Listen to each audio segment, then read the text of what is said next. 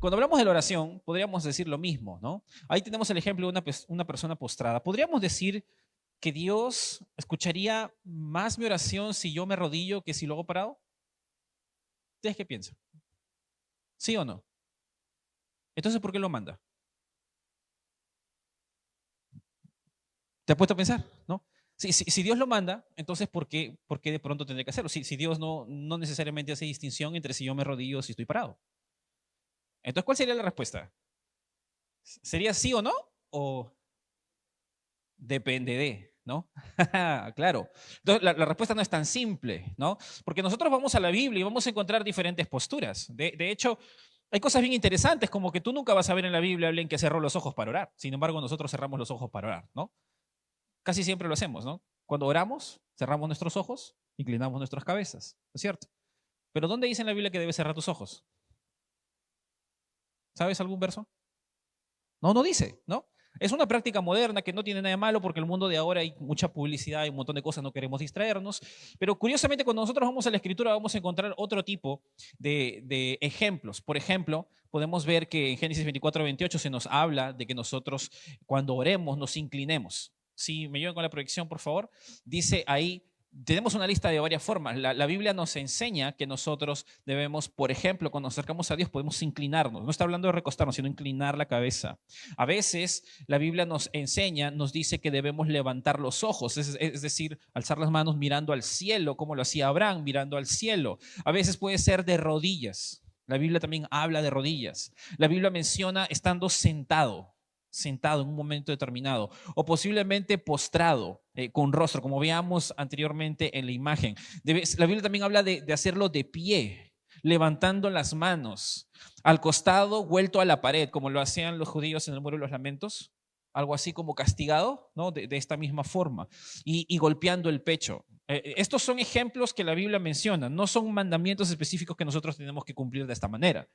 Pero la Biblia enseña que nosotros podemos orar de esta forma. Es más, hay momentos en que se menciona a David orando postrado boca abajo en forma de cruz mirando el piso. O sea, yo no me imagino haciendo esa oración acá entre todos, nos va a faltar piso para hacer eso, ¿no? No tendríamos el espacio para hacerlo. Pero la Biblia sí nos enseña que hay muchas formas de poder acercarnos a Dios.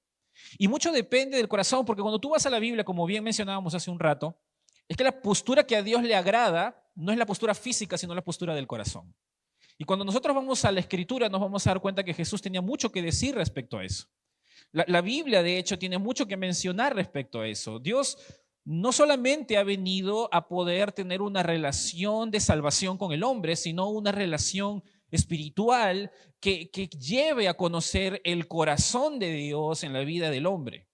Y obviamente por eso tenemos a Jesucristo que murió por nosotros. Nosotros vemos que desde el principio de los tiempos, la Biblia dice en Romanos que Dios creó todas las galaxias, todo lo que existe, todo lo material, la creación misma muestra claramente su deidad y su poder, dice.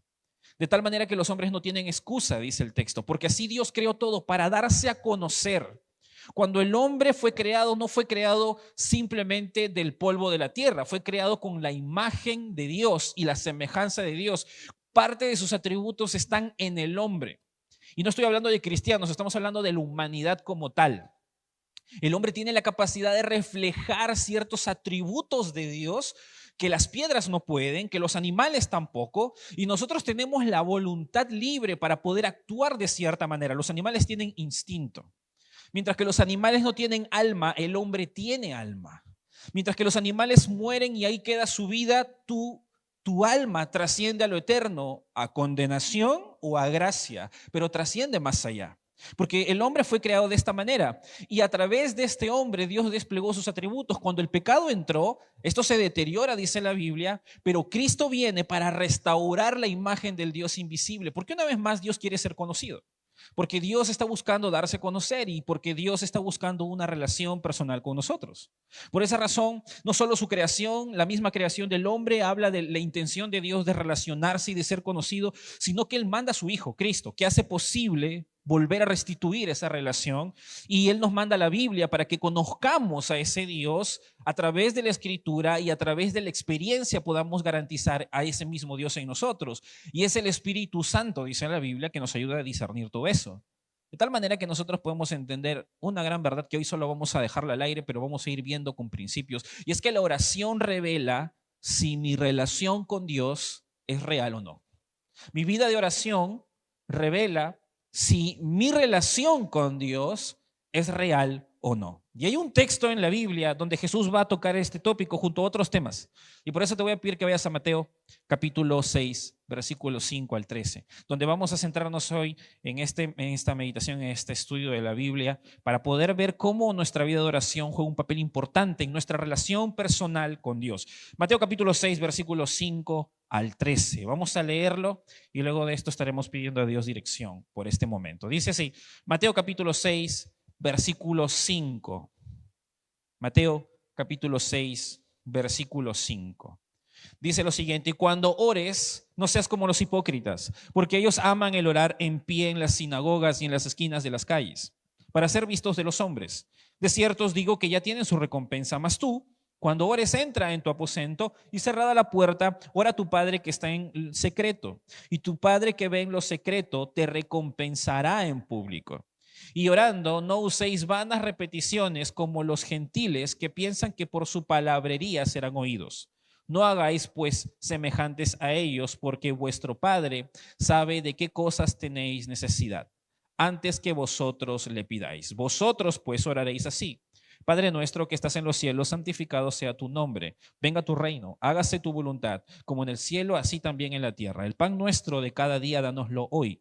Y perdónanos nuestras deudas, como también nosotros perdonamos a nuestros deudores. Y no nos metas en tentación, mas líbranos del mal, porque tuyo es el reino y el poder y la gloria por todos los siglos. Amén. Aquí hay algo que tú puedes aprender y es la oración que a Dios le agrada. No estamos hablando de lo que hemos llamado por muchos años el Padre Nuestro, sino las enseñanzas y principios que en esta porción vamos a encontrar. Cuando nosotros vemos esta porción, vemos a Jesús en un momento específico y vamos a ponernos un poquito en contexto para poder entender lo que queremos decir.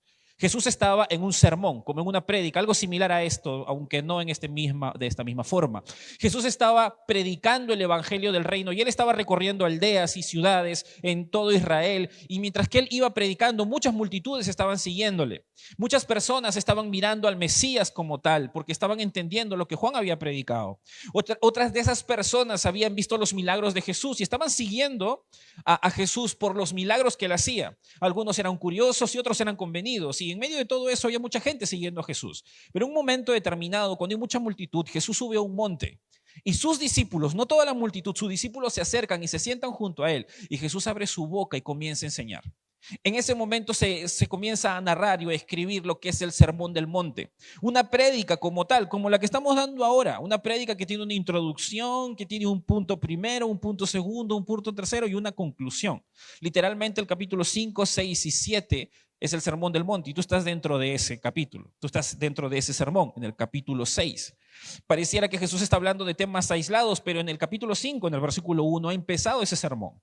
Y ahora va a desarrollar una idea importante, y es que tiene que ver con una relación real con Dios, no con una relación de hipócritas. Y por esa razón es que Jesús va a tomar algunos ejemplos, algunos temas específicos que no necesariamente son para poder decir que los cristianos verdaderos u honestos es lo único que hacen, pero estas tres cosas son buenos termómetros para medir la vida espiritual. Y él va a hablar de las limosnas o de la generosidad, él va a hablar del ayuno y él va a hablar de la oración. Curiosamente, no está hablando a personas que no tengan cierta práctica espiritual o que no conozcan de Dios. Está hablándole a un público judío que tenía una base espiritual, que conocían la palabra y que en medio de todo ellos tenían la oportunidad de haber entendido a Jesús ahora que estaba en la tierra. Y en medio de esto va a Jesús dejarnos algunas reflexiones acerca de la oración y de cómo nosotros podemos acercarnos a Dios en oración de una manera más puntual, siendo transparentes, concretos respecto a lo que Él quiere de nosotros. Y por esa razón quiero mostrarte hoy 3 directrices que Jesús nos va a dejar, que parecen obvias, pero si tú las escarbas te vas a dar cuenta que son más carnosas de lo que parece.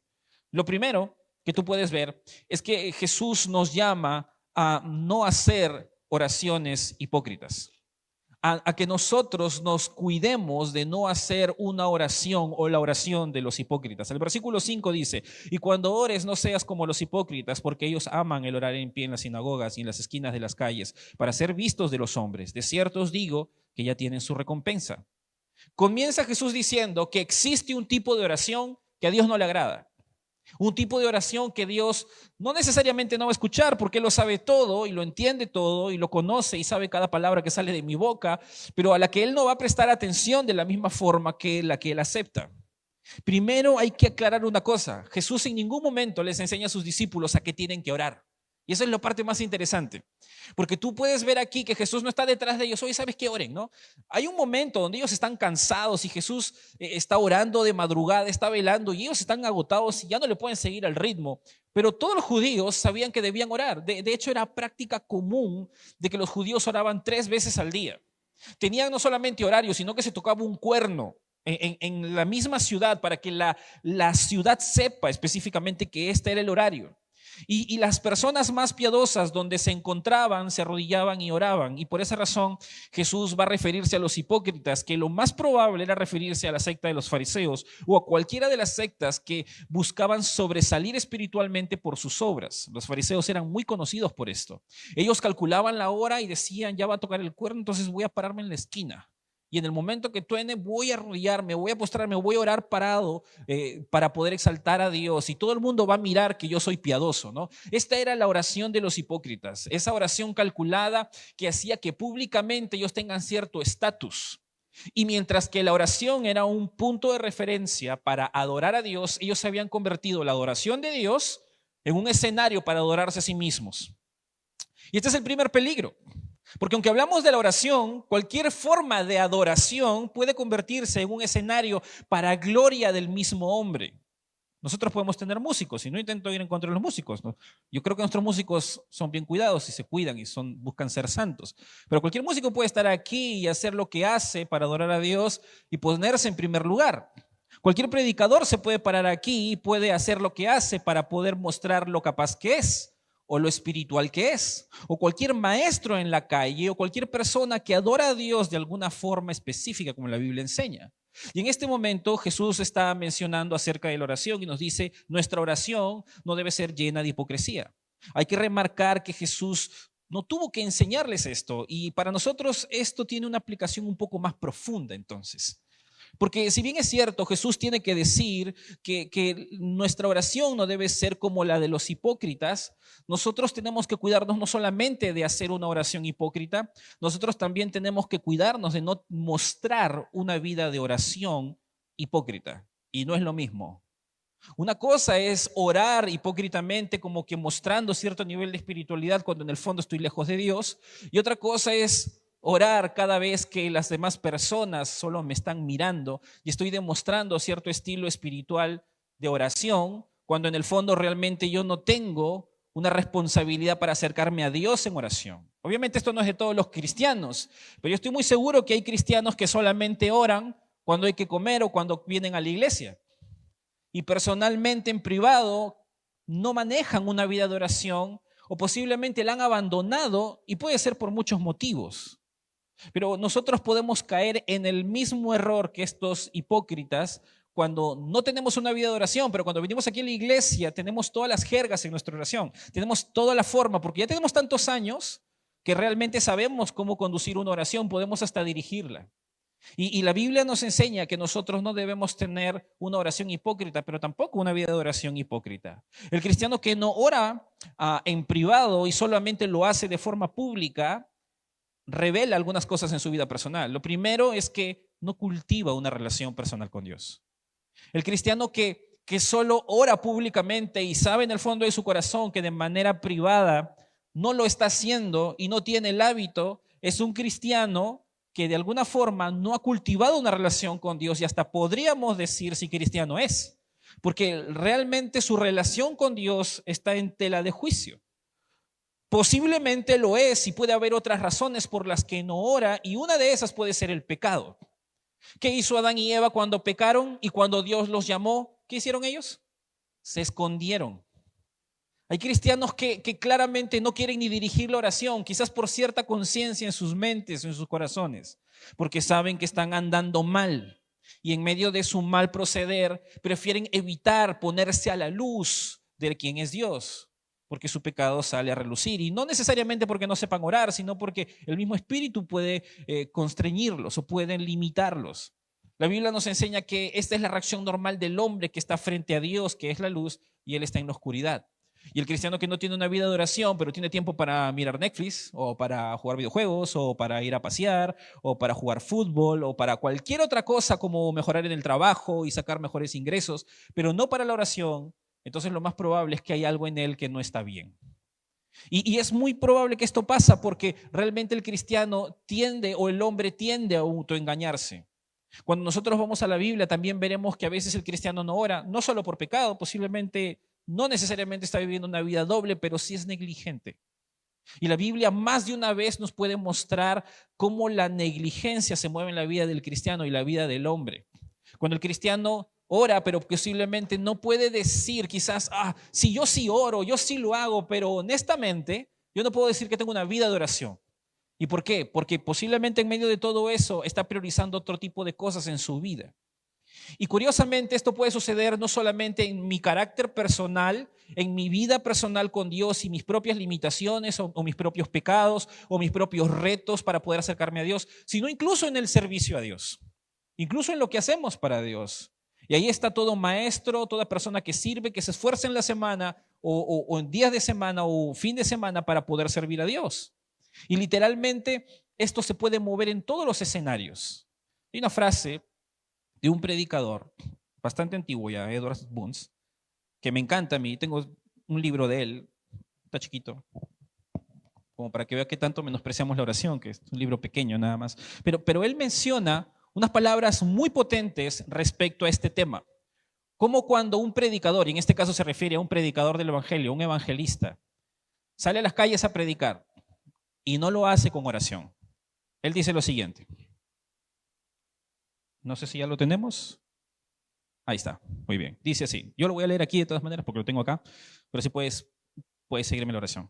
El predicador puede sentir desde la ignición de su propia chispa ser elocuente sobre su propia exégesis, serio en entregar el producto de su propia mente. El profesor puede usurpar el lugar e imitar el fuego del apóstol. Mentes y nervios pueden ocupar el lugar y fingir el trabajo del Espíritu de Dios. Y por estas fuerzas la letra puede resplandecer y chispear como un texto iluminado. Pero el resplandor y el chisporroteo serán tan estériles como el campo sembrado con perlas.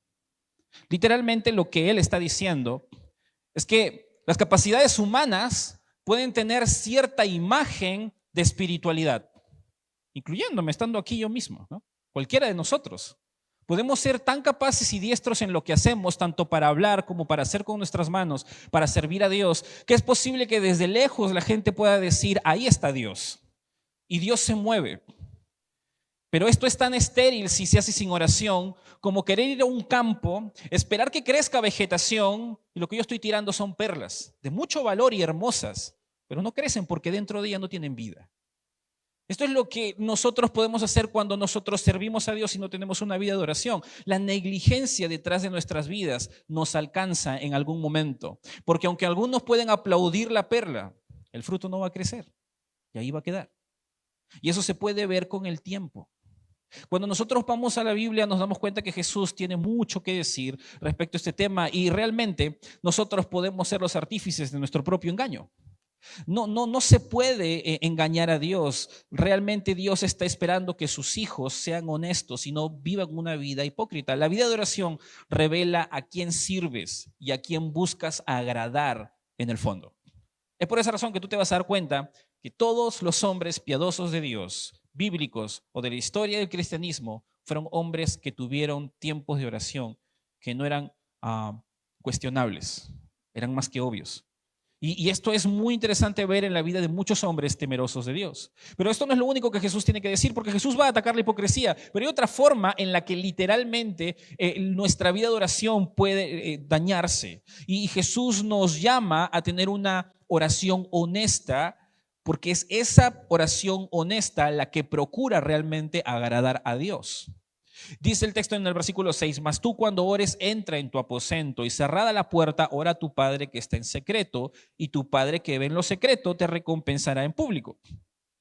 Esta es la oración que a Dios le agrada. Jesús recomienda la oración privada. Él no está en contra de las oraciones públicas, por si acaso. Jesús recomienda la oración privada porque la oración privada demuestra algo, que realmente yo me siento motivado a buscar de Dios. Esto significa que para yo dirigirme a Dios en oración, de una oración real, con el fin de poder buscarlo a Él, yo tengo que demostrar dos cosas: disciplina personal y un motivo puro. Nadie literalmente tiene una vida de oración sin estas dos cosas, sin el esfuerzo para buscar a Dios y motivos puros. De lo contrario, solamente se va a encontrar orando públicamente. Y por eso Jesús nos dice, busquemos a Dios en privado, porque esto es lo que implica. La vida de oración que a Dios le agrada es una vida que tiene como fin agradarlo a Él y no buscar una reputación espiritual. Jesús nos muestra que el creyente tiene que decidir desde el principio a quién va a agradar: ¿a los hombres o a Él mismo o a Dios? Jesús, por esa razón, no condena las oraciones públicas. Es más, Jesús les va a enseñar un formato que más adelante lo vamos a ver, y Jesús en otros momentos va a orar públicamente y lo va a hacer delante de las masas incluso. Él no tiene ningún problema con las oraciones públicas. El problema está en la motivación del corazón y por qué buscamos a Dios, e incluso por qué nos acercamos a Él. Por esa razón es que Jesús está buscando una relación honesta que venga de un corazón que realmente busca a Dios. Y a nosotros realmente nos cuesta muchas veces ver estas cosas, pero lo que Dios está buscando claramente es esa honestidad que salga del corazón. Que cada palabra, que cada frase, que cada momento, que cada situación que nosotros podemos tener venga con un corazón honesto, no engañándonos a nosotros mismos, no intentando ocultar la realidad delante de Dios, evidentemente buscando ser claros con el Señor. Y hay una tercera cosa que en medio de todo esto juega un papel determinante en la vida del cristiano. Y no solamente se trata de la oración que realmente es honesta y transparente, sino la oración que no manipula a Dios. Y por esa razón, lo tercero que Jesús tiene que enseñarnos es la oración honesta, la oración que a Dios le agrada, es la oración que no busca manipular a Dios. Y esto suena un poco como que yo como cristiano, ¿cómo voy a manipular a Dios? Yo ya sé que a Dios no lo puedo cambiar, yo sé que ya conozco, pero en nuestras oraciones muchas veces podemos dar a entender algunas cosas que pareciera realmente que nos sorprenden. Dice el versículo 7, y orando, no uséis vanas repeticiones, como los gentiles, que piensan que por su palabrería serán oídos. No hagáis pues semejantes a ellos, porque vuestro Padre sabe de qué cosas tenéis necesidad antes que vosotros le pidáis. Mira, en esta sección Jesús va a hablar acerca de las repeticiones, pero literalmente el tema no es las repeticiones, sino las vanas repeticiones. Si tú entiendes el contexto de lo que está pasando, y hecho, si vamos al idioma original, nos vamos a dar cuenta que la palabra que está aquí ni siquiera es la palabra repeticiones y tampoco es vanas, pero es una palabra que implica balbuceos, cosas que no tienen sentido, cosas que literalmente no se comprenden. Y por esa razón, lo que Jesús ahora contrasta es a un tipo de oración que primero por un lado era hipócrita y ahora una oración que es simplemente verborrea y cosas que se hablan como hacían los paganos. Jesús va a poner un calibre en nuestra oración para que nuestra oración no sea simplemente una oración hipócrita y por otro lado no sea una oración mecánica. Esto podría referirse claramente a lo que en el Antiguo Testamento nosotros vemos más de una vez. En un momento determinado estaba el profeta Elías y posiblemente te acuerdas de esa escena donde Elías ora para que Dios mande fuego del cielo y se consuma el sacrificio que él había levantado, y Dios manda fuego del cielo literalmente y consume todo, y después se degollan a esos profetas de Baal. Pero antes de que eso pase, los profetas de Baal habían hecho su propio sacrificio, pidiéndole a Baal que pueda revelarse. Dios dice el texto que desde la mañana hasta la tarde estaban diciendo continuamente: Baal, respóndenos, Baal, respóndenos, Baal, respóndenos, porque esta era la costumbre de estos hombres. Fuera de las repeticiones que ellos tenían a sus dioses paganos, había muchas otras formas en las que esto se podía interpretar en la manera en la que ellos vivían. Para la cultura de aquel entonces ya habían rabinos y escuelas de estudio de las escrituras del Antiguo Testamento. Y una de las cosas que pasaba para aquel entonces es que eran pocos los rabinos que podían ir a la escritura y decir: esto significa esto. Ese acto se llama interpretar. Leer y definir lo que dice Para aquel entonces, los maestros que tenían cierta autoridad y cierto estatus y cierto nombramiento por el Sanedrín eran los únicos que podían agarrar y acercarse a la escritura y decir, esto significa esto. Todos los demás rabinos que estaban por debajo solo repetían que tal maestro había dicho esto y esto y esto. Esto significaba tener autoridad. Y en un momento determinado, estos maestros que tenían autoridad habían hecho escritos y habían dejado oraciones para que sus discípulos puedan repetirlas. Y muchos de los fariseos y de otros líderes, también como los saduceos, tenían diferentes tipos de rezos que ellos levantaban en el templo y en las partes de adoración en diferentes lugares de las sinagogas y en su pueblo en general. Y lo que Jesús posiblemente está mencionando aquí es esas repeticiones que se hacían simplemente con el afán de decir, yo me parezco a tal rabino porque oro de esta manera o porque espero que Dios se manifieste en mí como lo hizo en ese rabino, porque buscaban un estatus social. Y en este caso muchas veces eran simplemente repeticiones que se habían hecho tantas veces que ya la gente los decía por verborrea nada más. Las oraciones dadas en este caso o posiblemente estas repeticiones continuas que ellos tenían como clichés, de alguna forma se habían metido en la cultura judía hasta el punto de que acercarse a Dios se había vuelto simplemente un rito mágico, costumbre cultural, y estaban dejando de pensar con quién estaban hablando.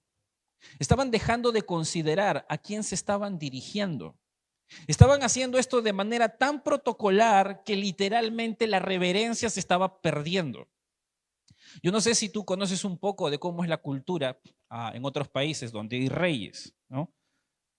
Hay un protocolo que si tú te acercas a un rey, ciertas cosas no puedes hacer, como tocarlo, por ejemplo. Es más, en algunos casos y en la antigüedad, tú no podías ni siquiera dirigirle la palabra si él primero no te preguntaba algo. En algunas culturas orientales, tú no podías ni siquiera mirarlo si él primero no te decía que levantes la mirada para poder verte. Y en algunos casos nunca lo ibas a ver. Porque la forma de reverenciar a los reyes era de esta manera. Ahora nosotros tenemos al Dios creador del universo, que está con nosotros. Y aunque es Padre nuestro y está cerca, pero está en los cielos. Hay una diferencia entre nosotros. Yo no puedo dirigirme a Él como mi causa. No, sí, porque tenemos confianza. No, eso está mal. La Biblia enseña que yo debo reverenciar a Dios y considerar lo que Él es. ¿Cómo es que yo puedo aplicar esto, estas repeticiones valas a nuestros tiempos? Algunos van a decir, bueno, los rezos de los católicos. Sí, en parte, porque la Biblia no nos llama a hacer cosas sin sentido y aunque un católico pueda hacerlo continuamente y posiblemente con muchos sentidos, si hablamos exactamente de esta repetición que está aquí el Padre Nuestro, no de cualquier otro rezo que se dirija a otra cosa, posiblemente Dios sí lo considera porque no está hablando de esto, está hablando no de las repeticiones, sino exactamente de hacerlo sin sentido. Sin embargo, lo que nosotros podemos considerarlo en nuestro contexto, porque aquí no andamos rezando, es algunas cosas que pasan en nuestra cultura cristiana de Latinoamérica, que son muy costumbres de nosotros ya. Por ejemplo, orar con muchos clichés que exaltan a Dios, que ponen posiblemente atributos de Dios o realidades de Dios, pero que lo decimos sin pensar, ¿no? Por ejemplo, yo no sé si te has encontrado con una oración los miércoles en cualquier otro lugar y un hermano que está orando y dice Padre, y cada 3 segundos dice Padre, y Padre, y Padre, y Padre, y Padre, y Padre, y Padre. Y no está mal porque Dios es nuestro Padre. Pero te imaginas si tú estás hablando con una persona, ¿no? Le estás tratando un tema y le dices, como tu esposa, ¿no? Y al rato estás diciendo esposa, ¿no? Y esposa, y esposa. Y como que esto no tiene necesariamente con una persona ya mucho cuadre, ¿no? Yo no creo que Dios se ofenda necesariamente porque muchas veces lo hemos hecho como que no sabiendo, ¿no? Pero a veces lo hemos hecho tantas veces que no estamos pensando lo que estamos diciendo. Es como cuando de pronto alguien dice algo negativo y alguien por ahí dice amén también. ¿Y cómo?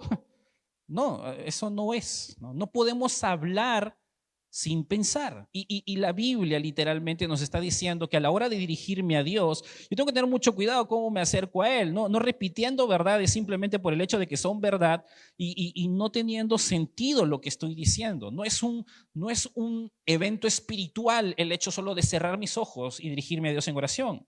A veces es el recalcar la jerga espiritual o a veces son esas oraciones pedagógicas, ¿no? Yo no sé si te ha pasado en donde estamos orando y posiblemente sabemos que un hermano está pasando pruebas, ¿no? Y el que dirige la oración, en medio de esa oración, está pidiendo fortaleza para él, pero de pronto se lanza una prédica en plena oración, ¿no?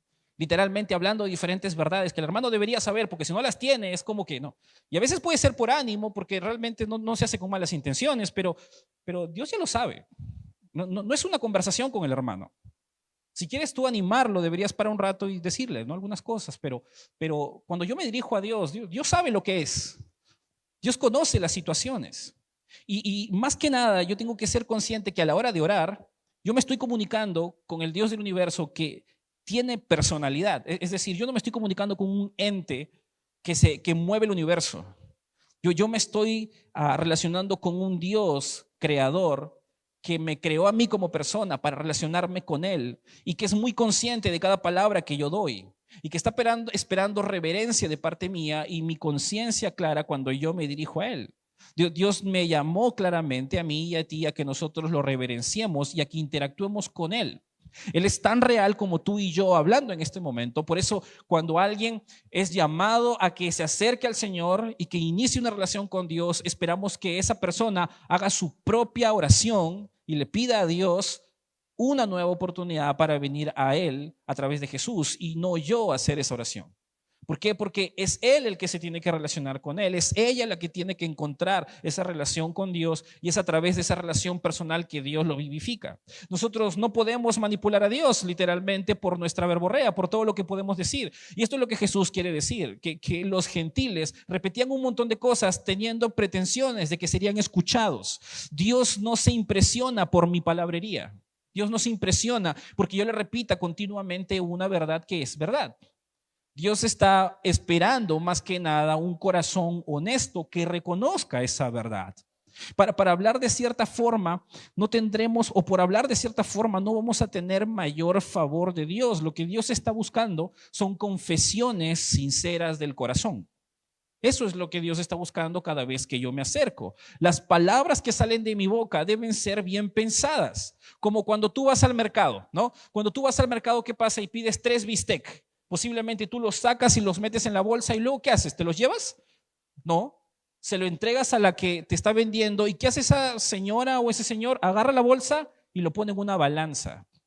Y luego pesa lo que acabas de separar y luego te dice el costo. Si tú no le sueltas el dinero, la señora no te suelta el bistec, ¿no es cierto? Si tú te vas a los abarrotes, y es más, este es más preciso, tú le pides 2 kilos de arroz. ¿Qué hacen con la bolsa? La abren, sacan una pala, echan unas 2 bolsas ahí o 2 paladas y luego la que echó posiblemente se echó de más o le falta, saca un poquito y comienza a medir grano a grano, literalmente grano a grano hasta que encuentra los 2 kilos y después de eso lo cierra y te lo entrega. Ha medido cada parte que te está entregando y nosotros debemos acercarnos a Dios pensando lo que estamos diciendo. Esto es lo que está diciendo Jesús. Nuestras oraciones deben ser conscientes de lo que nosotros decimos y aquí nos estamos dirigiendo. Porque en el fondo lo hacemos porque realmente necesitamos de este Dios que interactúa con nosotros. Es un Dios que realmente sabe lo que nosotros necesitamos, porque el texto lo dice ahí. Versículo 8, no hagáis pues semejantes a ellos, porque vuestro Padre sabe de qué cosas tenéis necesidad antes que vosotros le pidáis. La esperanza de todo esto es que nosotros tenemos un Dios que realmente sabe lo que estamos pasando. Nosotros no necesitamos incluso mostrarle lo que nos ha sucedido. Él lo conoce de una mejor forma. Y es un Dios que está tan interesado en nosotros que literalmente dista de los dioses que en aquel momento existían. Para la cultura de aquel entonces habían algunos dioses de la cultura griega, romana y los dioses antiguos cananeos. Por ejemplo, estaba el dios Apolos. El dios Apolos era un dios venerado después de Zeus, el segundo más venerado, y era el mayor entre los griegos en ese momento, y era un dios conocido por aquellos que lo adoraban como un homicida, un asesino, un sanguinario, un funesto temible entre los mortales. Era violento y no le importaba la injusticia social, tenía impulsos y pasiones. Ese era el dios Apolos. Así se movía. No era un dios que le importaran los hombres necesariamente, a menos que le conviniera a él. Luego teníamos a la diosa Afrodita, una diosa reconocida por su sensualidad, una diosa que literalmente se dice que era tan irresistible para con los hombres como para con los animales. Es decir, los animales se querían acostar con ella también. ¿Te imaginas? Eso es zoofilia. Pero esta es la imagen literalmente que esta diosa tenía. Suena ridículo, pero es así. Y la forma de adorarle era a través de orgías. Luego estaba la diosa Artemisa, que era una diosa altamente vengativa. Este era el tipo de Dios que la gente pagana tenía. Era un Dios al que tenías que tenerle terror y que tenías que manipularlo porque de alguna forma, si no estaba a tu favor, te iba a ir mal. Y era un Dios lejano de la misma creación. Y fuera de eso estaban los dioses cananeos, que eran muy antiguos ya para aquel entonces, pero eran dioses tan sanguinarios que pedían como ofrenda, por ejemplo, que tú entregues a tu primer hijo, quemarlo literalmente como ofrenda. Algunos de estos dioses pedían que los adores con excremento, por eso se le llaman dioses de inmundicia, porque literalmente así era.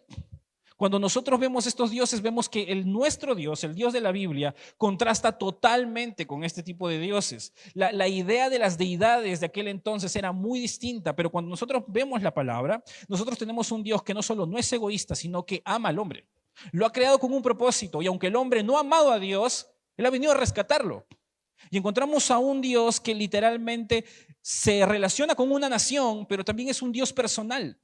Es un Dios que ha mostrado amor y misericordia a través de su Hijo. Ha dejado todo un estamento claro de sacrificios para revelar esa gracia. Él está muy lejos de parecerse a un humano porque no tiene sus limitaciones, ni siquiera tiene una forma corpórea como lo tenían los dioses griegos. Y es un Dios que no solamente tiene sabiduría, sino que, como dice Santiago, Él está dispuesto a dar sabiduría sin reproche. O sea, el más interesado de hacer sabio a los hombres es Dios mismo. No es un Dios celoso de su poder, no es un Dios celoso de su sabiduría, es un Dios que realmente nos ama. Y si nosotros vamos a la Biblia, vamos a concluir algunas cosas cuando entendemos cómo nos debemos acercar en oración. Porque la oración debe tener sentido de a quién nos estamos dirigiendo y cómo nos pide Dios que nos acerquemos. Lo primero es que nosotros no necesitamos informarle a Dios lo que nos está pasando. Nosotros necesitamos rendirnos a Dios. Cuando algo nos está pasando, cuando algo nos está sucediendo y nos acercamos a Dios en oración, Dios ya sabe lo que nos ha pasado. Es más, Él sabe lo que nos va a pasar. Dios no va a ser sorprendido por cada evento o situación que nos pasa. Lo que sucede es que yo necesito rendirme en esas cosas para con Dios. Muchas veces yo estoy luchando con mi voluntad. Dios lo sabe, Dios lo conoce. Dios sabe cómo me pesa obedecerle o ser constante en las cosas que Él me dice. Dios lo conoce. Lo que yo necesito es acercarme a Él y honrar su autoridad y rendirme a Él. Dios no necesita contar o que nosotros le contemos nuestras cargas. Él está esperando con la mano abierta y con el brazo abierto para cargar nuestra carga. Literalmente no se trata tanto de que Dios se entere, y eso no significa que yo no despliegue mis pensamientos y mi mente diciendo lo que está pasando, porque a veces es necesario, pero Dios ya lo sabe y en el fondo no lo necesita. Lo que yo necesito es dejarlo delante de Dios para poder dormir, para poder descansar, para poder criar a mis hijos, para poder servir, para poder hacer lo que debo, porque tengo un Dios que me ama y ha abierto esas puertas para conmigo. Otra de las cosas es que nosotros no necesitamos manipularle. Él está totalmente deseoso de intervenir en nuestras vidas, no para hacer mi voluntad, sino su voluntad. Pero yo no necesito manipularlo. Él está interesado de poder sí o sí moverse en nosotros. Si yo lo obvio, no te imaginas lo que estás perdiendo, sobre todo si eres hijo de Dios. Y otra de las cosas es que no necesitamos pedir que nos entienda. O sea, es decir, posiblemente nadie te entiende y te sientes solo, te sientes sola. Tú no necesitas pedirle a Dios que te entienda, porque Dios sabe lo que el pecado le hace al hombre, ya que su Hijo cargó el pecado en la cruz y Él conoce de primera mano el peso de sus consecuencias. Y te puedo asegurar que cualquier sufrimiento que tú has tenido, tienes o alguien tiene por ti, es consecuencia del pecado. Tú no tienes que contarle a Él la penumbra o lo amplio que es para que te entienda. Tú puedes narrarle lo que sientes, pero Él ya sabe qué tanto tú sientes esto. Si hay alguien en el universo que puede comprender el dolor que tú sientes, la pérdida que tienes, la soledad que tú puedes tener, la tristeza que tú puedes tener, es Dios mismo. Él ha cargado el pecado tuyo y de toda la humanidad en Jesucristo. Y Él sabe muy bien lo que tú experimentas. De tal manera que podemos decir al final que la oración no es solo un medio para adorarle, porque lo es. Y lo veríamos en otra prédica si estudiáramos lo que continúa, porque el tiempo no nos va a dar, pero es un medio para adorarle. Pero lo que podemos aprender es que también es un medio para bendecirme, porque a través de ella mi alma es aliviada, mis heridas son limpiadas y mi mente es relajada. Es a través de la oración que mi alma es aliviada, mis heridas son limpiadas y mi mente relajada. para que puedas dormir, hermano, para que puedas vivir la vida que Él te llama, para que puedas ser perdonador, para que puedas amar, para que puedas tener fuerzas sobrehumanas, para que te puedas levantar más allá y hacer lo que Él nos pide, porque Dios nos llamó a eso. Literalmente Jesús nos cuida de hacer una oración hipócrita y una oración mecánica, porque en medio de eso o fuera de eso está la verdadera relación con Dios, con ese Dios real en donde mi relación con Él fluye. La oración que a Dios le agrada es una oración que es consciente de que a quién se está dirigiendo. No es ocasional simplemente, no es de relleno, es una oración real. Y nuestra vida de oración dice más de lo que parece. Es por eso que hoy, en medio de esta pequeña, yo podría decir un poco más corto que otras veces estudio, podemos pensar en nuestra propia vida de oración. Porque en nuestra propia vida de oración nosotros podemos acercarnos a Dios y no solo encontrar consuelo, encontrar dirección, sino también pueden salir a flote lo que realmente está pasando en mi vida con Él. ¿Cómo está tu relación con Dios? Tu vida de oración puede ser una radiografía para poner y exteriorizar tu corazón. ¿Cómo está tu corazón delante de Él? Porque la forma en la que tú te acercas a Él, la manera en la que le hablas, la manera en la que le buscas, dice mucho de cómo te encuentras con Él ahora. Y cada uno de nosotros estamos ahí, porque esto no es que tú eres perfecto y que ahorita estás bien con Dios y mañana siempre lo vas a estar. No, porque nos cansamos, nos agotamos, pasamos pruebas, nos debilitamos. Posiblemente ni siquiera sabíamos lo que ahora estamos aprendiendo. Pero en medio de todo eso tenemos la oportunidad de tener un Dios tan bueno, que nos ha amado tanto, que nos ha abierto las puertas para tener una relación con Él. Aprovecha esa relación. Toma de la gracia que tenemos en Cristo. Y gracia sobre gracia, dice el texto, porque es así como vivimos.